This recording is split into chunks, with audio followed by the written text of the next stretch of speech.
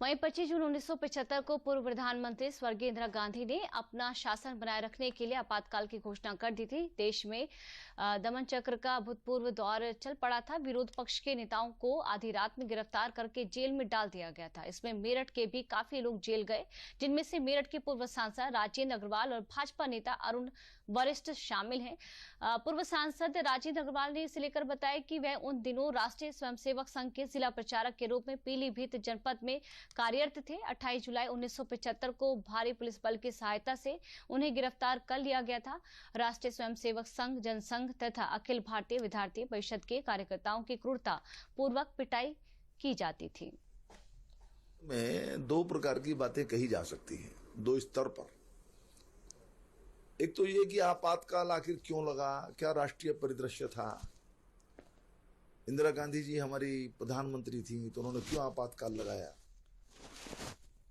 काल के दौरान किस प्रकार का घटनाक्रम रहा, एक तो ये पहलू है। और दूसरा पहलू ये है कि व्यक्तिगत स्तर के ऊपर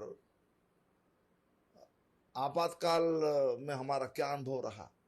जब ये फैसला सुनाया गया उसी वक्त इस फैसले को 20 दिन तक स्थगित करने की एक याचिका भी डाल दी थी, जिसको मंजूर कर लिया था न्यायाधीश महोदय ने।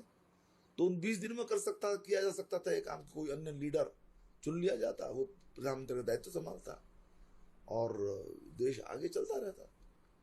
परंतु इंदिरा जी ने इसके स्थान पर पद न छोड़ने का निर्णय किया।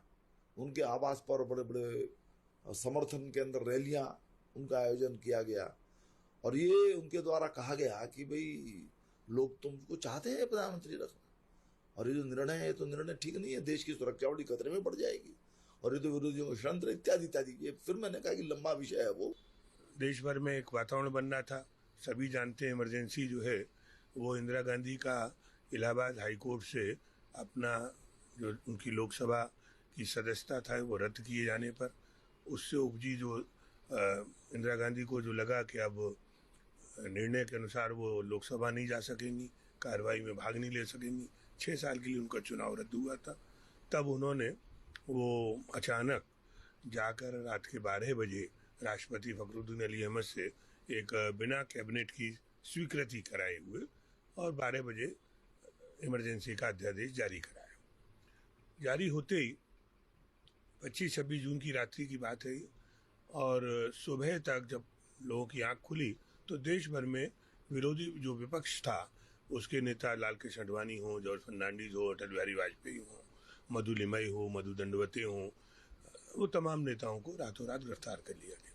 उसी श्रृंखला में मेरठ के भी कुछ गिरफ्तारियां हुई, जिसमें मेरे खिलाफ भी अलग अलग थानों में 3 मुकदमे दर्ज हुए।